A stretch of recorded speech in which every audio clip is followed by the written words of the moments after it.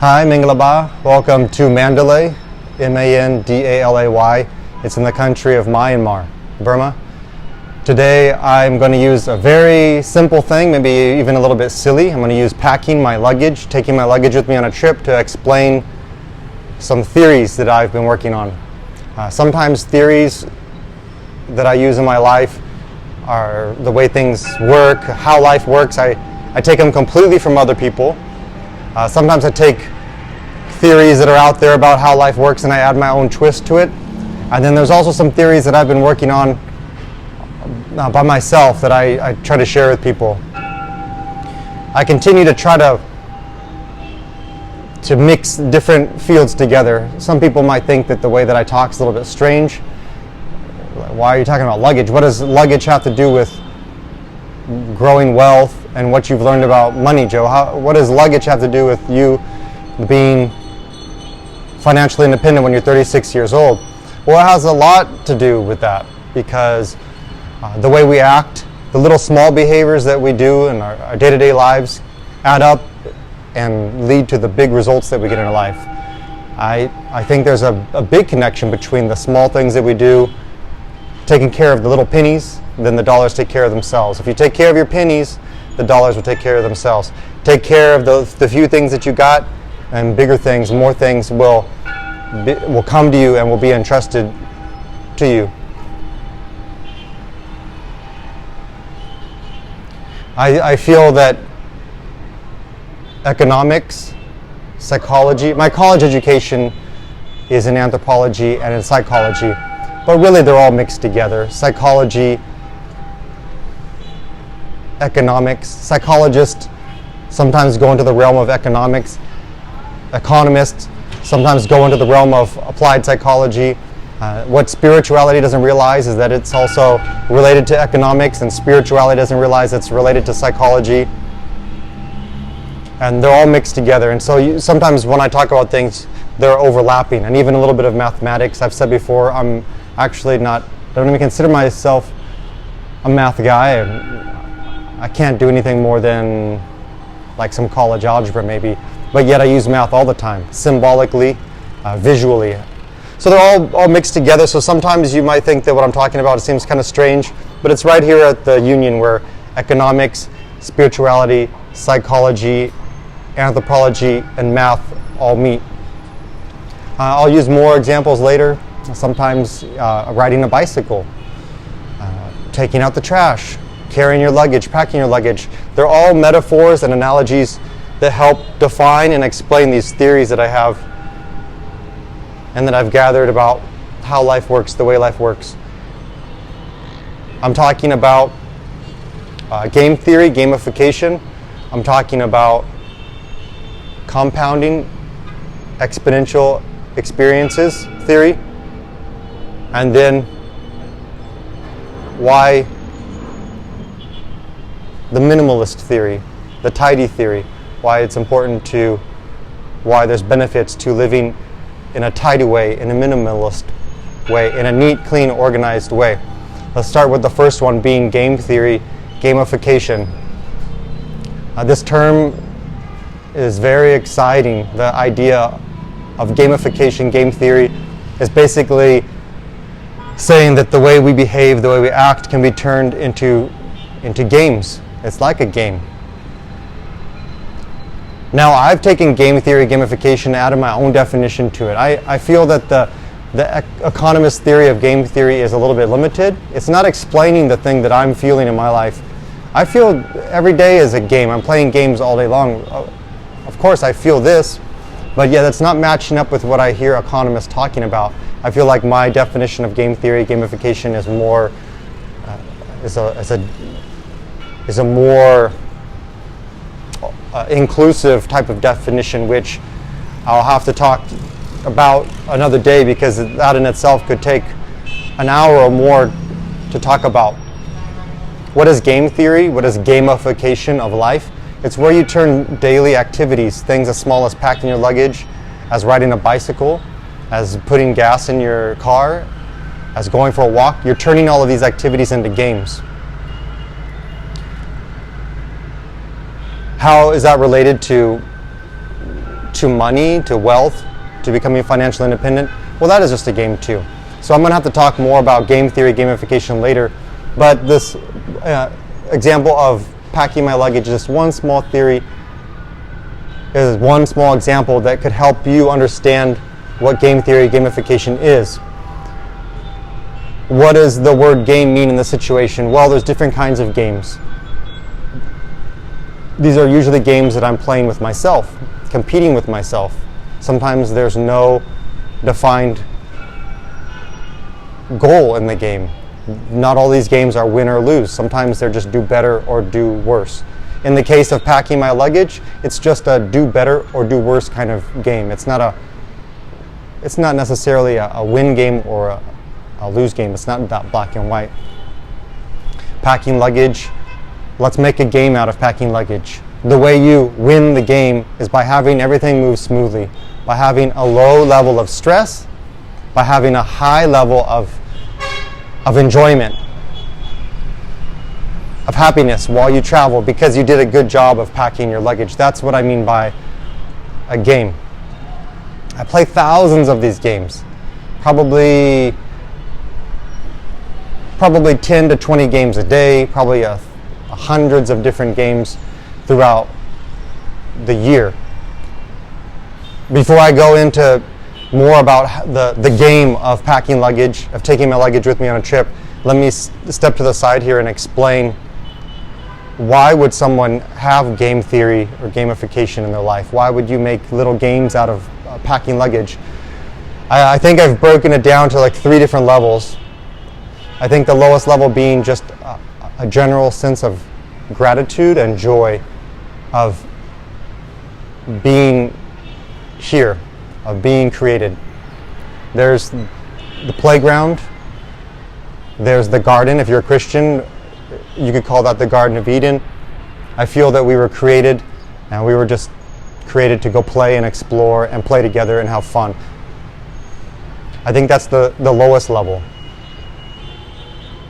I think if you're just a happy, joyful person, that leads to a higher level, which is the willingness to play and explore. I talked about that before in another video. You see it in children, right? You don't have to tell children to play, they just play automatically. And pay very special attention to that automatic part, because I think, like I said in that other video, playing and exploring, I think that we were born in such a way that we're meant to be playing and exploring. So if you and the Creator, if you wake up and you're realizing all you have is right here, right now, you're not worried about the past, you're not worried about the future.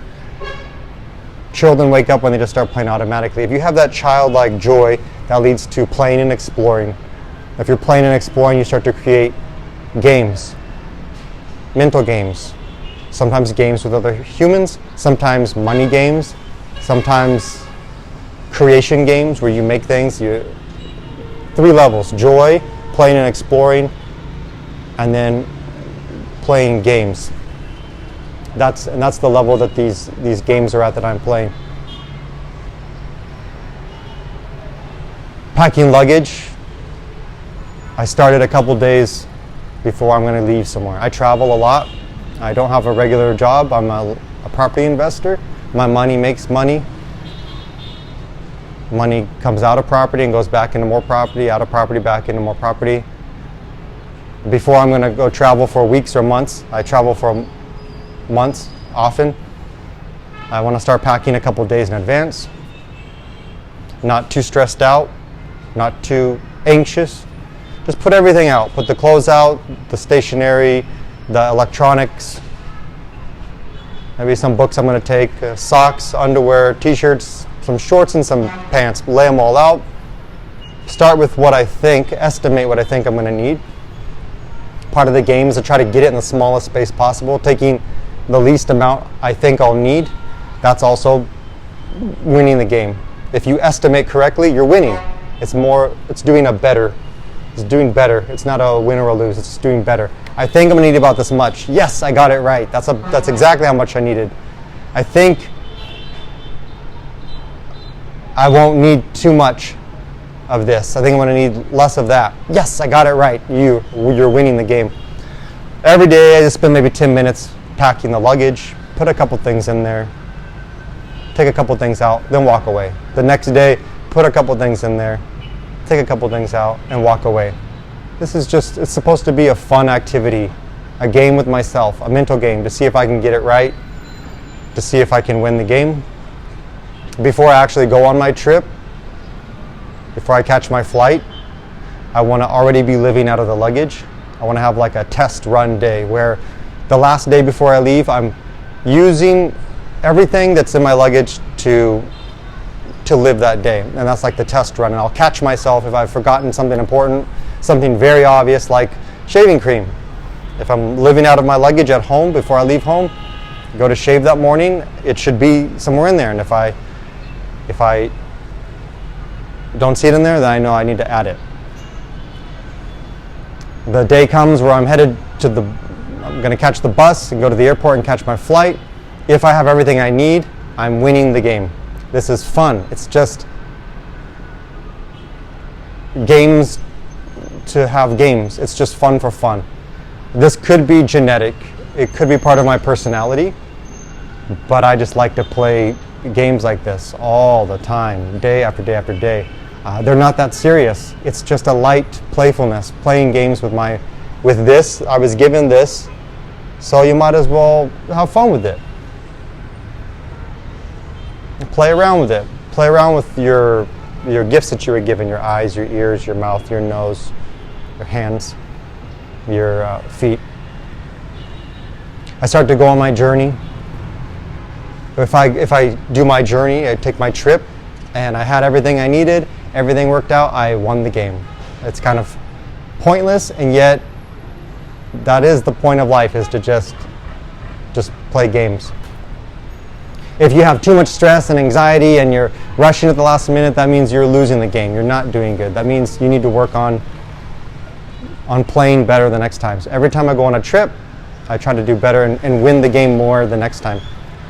They call it lifestyle because it's the style of life.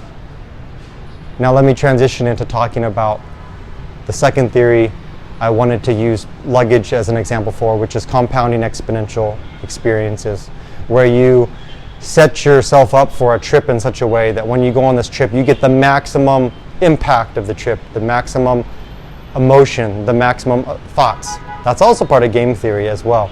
The more thoughts, the more emotions I have, the more experiences I have. When I come back home, I won the game. So you see how there's hundreds of games that I play all day long with myself, seeing what I can do with my life, getting the most thoughts, the most emotions. Back to compounding exponential experiences and lifestyle. When I was younger, things were hectic. I did things at the last minute. I mean, that's fun too. I still do that to this day. I intentionally will try to put some things off until the last minute to see if I can pull it off, to see if I can make it happen at the last minute.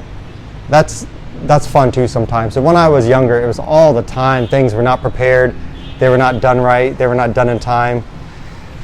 And it was really like a big distraction when I would do anything, because if you're not prepared, things are lost. They're not organized. You're late. You're stressed out. You're anxious. You don't get to really pay attention to what you're doing. You don't get to do things as focused, as deliberately. That's an important word, deliberately, because you're all over the place. When I got older, maybe it's because of hormones, maybe I became a better decision maker, maybe I make better choices now. I wanted to have, especially after I became financially independent when I was 36 years old, I said, let me turn around and spend some time investing in myself now. I want to really have a different kind of a lifestyle. That's why they call it lifestyle. It's the style of life. Now I want to have the maximum impact when I live my life. I want to have the maximum compounding exponential experiences. When my luggage is all packed up early, I leave. I'm different. I can feel it. I'm different. And I can see it too. When I see other people that I'm traveling with, They've got a limited amount of time. They've got to get back home. They've got to go back to work. I don't have to go back to work as long as I'm taking care of my money and putting it back in a new property, and have email and phone anywhere in the world. I don't have to be back home. It creates a different kind of experience. When my luggage is all put away nicely and neatly, I start to go on my trip. There's an ease to it. There's a deliberateness to it, which means I am in control of where I'm going, when I'm going there, and how I'm going there. And that gives me a sense of control in my life, which is very important to me. I want to wake up when I want to be waking up, traveling slowly and deliberately. Just now I came down from China. It's January of 2020, and I came down from Chengdu to Kunming. And then from Kunming I took a flight to Mandalay here in Myanmar. And when I left Chengdu, I didn't just go to Kunming and come down to Mandalay. I didn't just catch that flight in Kunming and then come down here. I said, you know what? Let me take a whole day just to walk around Kunming and see what they got there, the noodles, and see what different style noodles they have. Maybe I was even planning ahead because I know Kunming flights and Chengdu flights both are very cheap from the United States, so I know I'm going to be going back to Kunming later. So I'm thinking ahead. I thought, you know what? Let me spend a day there and prepare for when I come back to Kunming in a year or in a couple of months. So let me just do things slowly, taking notes, taking pictures, marking things on my map, so that when I come back the next time, I get even more of the compounding exponential experience. I left Chengdu. I was a couple of hours early. I had a good lunch, said goodbye to those good noodles and the spicy noodles in Chengdu. Looked at the hotel. I thought about what the hotel was like there. I mean, it was very clean. It didn't have a bathtub. The internet was pretty good. Didn't have a window. I don't like that. That's not good for your mind to not have a window. And then when I walked out the door, other people were rushing to get places. I just stopped and I said, look at my luggage. I don't have many things with me. I have a backpack, I have my little luggage. I have time to think about things, and I thought, isn't that funny that I can go for months with just a backpack and this little luggage? What does that teach me about myself? It teaches me that this is all that you really need. You don't even need that much. I thought that's funny and kind of laughed to myself, and I start walking happily to the subway, which is going to take me to the train station. And I just really have time to go slowly, taking pictures of things. Oh, next time I'll try that hotel. Next time I'm going to stay over in that area.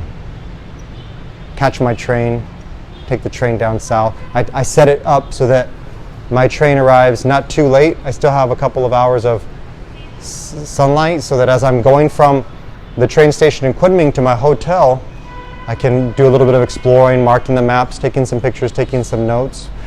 What clothes are those? What shoes are those? I'll read about that when I get to the next hotel. Get to the next hotel, I'm enjoying the weather. I think that's enough. I think you see the point. I'm just trying to do things deliberately and slowly. If your luggage is too distracting, it's going to distract from you taking in all the sights and the sounds of your journey. It just feels nice to have everything put away. The third theory, the theory of minimalism, the theory of being tidy, it just so happens that I read Marie Kondo's book. I had a suspicion that I should read this book because, I mean, cleaning, she's a Japanese lady, Marie Kondo, KonMari. She wrote a book about cleaning up your house. That's what it's about in the book, but it's really a metaphor for your life. And I thought, I have a feeling I should be reading this book, because what I'm going to do is I'm going to read it and I'm going to take out whenever she talks about house, whenever she talks about cleaning your house, and I'm going to use that as a metaphor for life, which is what she did in her book as well. But it just so happens that I read her book right about the time that I was getting ready to come on this trip to China and now in Myanmar, and I thought that's a good metaphor as well, cleaning. And it came together. I don't know if it was I read her book and it made me want to talk about my luggage, or if my luggage fit well with making me want to talk about her book, but I'll talk about her book later. But I noticed that when your luggage is as small as possible, nice, neat. Her book is called The Magic of Tidying Up, something like that. And the metaphor was that when you keep your house in order, there's breathing room. You can see what you have, you see what you don't have, you see what you need, you see what you don't need. You keep only the fewest things that you absolutely need, the essential things, the things that you love. And that's what I experienced too when I travel. That's what this luggage shows me. I don't need as much as I thought I needed back home. I have only the most important thing, the essential things that I need. And my mind is clear. When I'm there on the train platform, when I'm there at the airport, I think this is all I need. And then it leaves space in here. Now she's talking about the house, but having all your stuff neat and tidy leaves space here, because you just look down and there's everything you have right now. For the next couple of months, all I have is that backpack and that small luggage, and then the rest is just empty space for my mind to take everything in and to look around.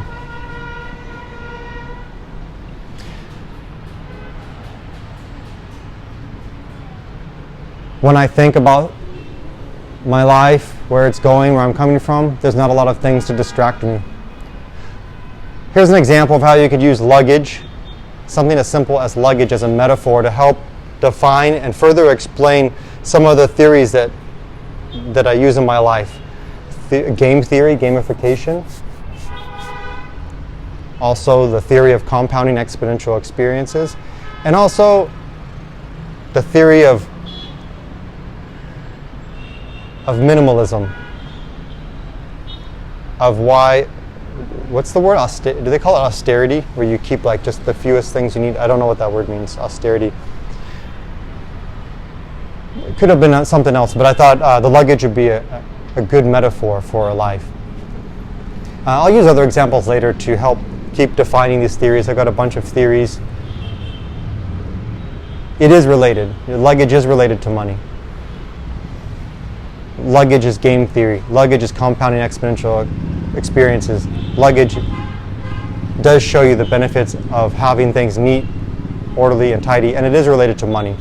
Economics, psychology, anthropology, math, spirituality, they all meet and they all overlap. Sometimes they don't realize it, but to me they're all talking about similar things, and I try to bring them all together and then explain them like I did here. From Mandalay, I will talk to you later. Good night.